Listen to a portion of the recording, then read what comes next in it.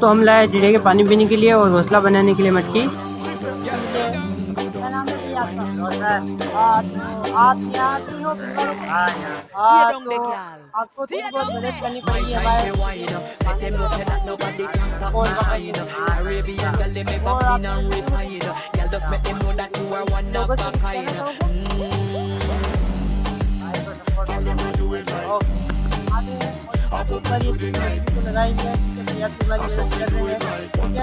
तो हमने छोटी मटकी को चिड़िया के घोंसले के लिए यहाँ रख दिया है और अब पानी के लिए लटका देते हैं उसको।